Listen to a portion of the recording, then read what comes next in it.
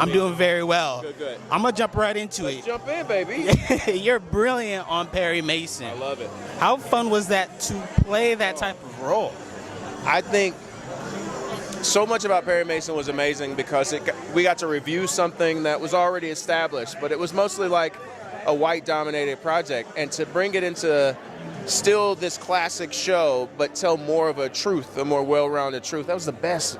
Like seeing characters get to do what we got to do on that show during that time period. I was like, this is going to be useful long-term, I think. It was a beautiful project. What's another role, and it doesn't have to be necessarily a public figure. Maybe it's an archetype. Maybe it's MCU. Maybe it's DCU. Brother. What do you want? Because we see you in these roles. Yeah, I think, I'll tell you this. The kind of characters I prefer to play are just, they're all the way around. They're well-rounded. They're full, but even, say, in Capote versus Swans, playing James Baldwin, that's a human being.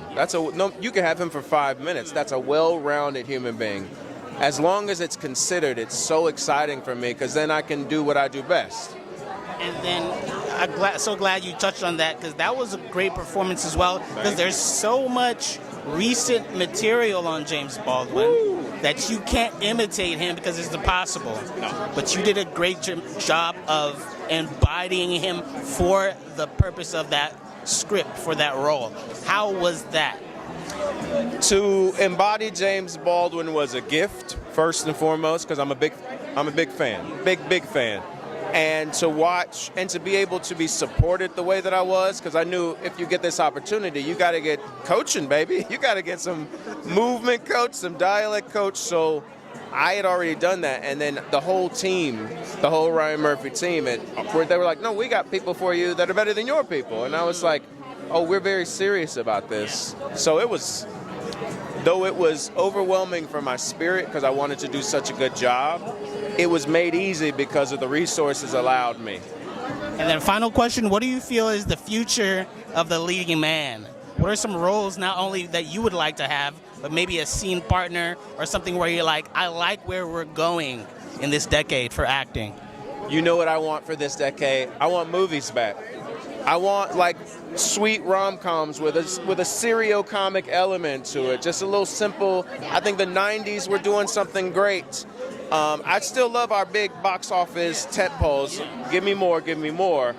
And I think what we're missing is that like $20, $30 million movie, that $10 million movie, that like it's just a love story. That's just a man going to work. Our Moonlights, our Color Purples, I know it got turned into this big thing, but that could be done at a pretty sweet budget. So I think the future of the leading man is whatever the industry dictates, but I hope it's doing quality work again on quality projects. And it's also, I feel like what you dictate with the roles you take and what you produce, and we're going to see him in rom-coms. I'm coming for the rom-coms, baby. He is a big-time actor, but even in the quiet, intimate roles, he shines as well, so look out for him. I love you. Thank you. My brother. Appreciate it, man.